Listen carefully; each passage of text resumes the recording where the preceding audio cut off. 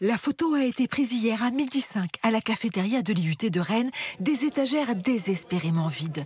Les étudiants ont pourtant entendu parler d'un temps où des repas chauds étaient servis ici. Mais ça, c'était avant. Aujourd'hui, pour manger vraiment, ils doivent se rendre ailleurs, au restaurant universitaire, une mission presque impossible. 12h30, il y a déjà la queue, il y a déjà tout, et même on a 10 à 15 minutes de marche pour aller. Donc c'est vraiment assez long quand même. Donc après, il faut faire la queue, il faut revenir en cours. Donc il y en a, on revenait en retard quand on allait au début de l'année. Les étudiants déjeunent donc à la cafette, de sandwichs, quand il en reste, qui peinent à remplir leurs estomacs. Nous, des fois, on a des travaux pratiques sur des machines d'usinage, etc. Et c'est vrai qu'avoir le ventre creux pour travailler là-dessus, déjà, c'est plus risqué. On est moins attentif, etc.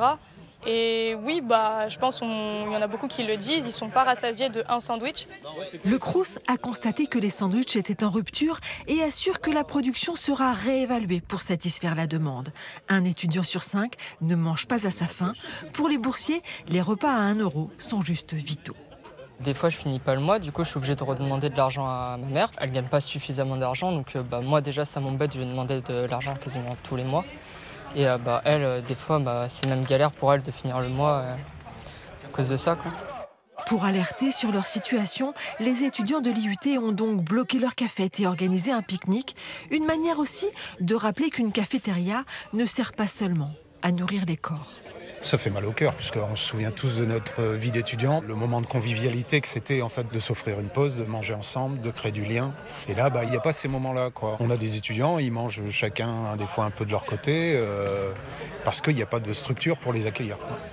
Carence en fer, en vitamines, quand le corps est mal nourri, le cerveau aussi fonctionne moins bien. Le midi, si on n'a pas un repas qui est très complet, en fait, on a faim l'après-midi, on n'est pas efficace, on n'est pas concentré sur ses études. Et à un moment donné, la question de continuer les études, elle se pose, quoi. Parce qu'en réalité, si on n'est pas capable de manger à sa faim, à un moment, on s'interroge sur est-ce qu'on peut vraiment continuer, quoi. Les étudiants de l'IUT attendent donc des réponses. Ils ont faim aussi de soutien.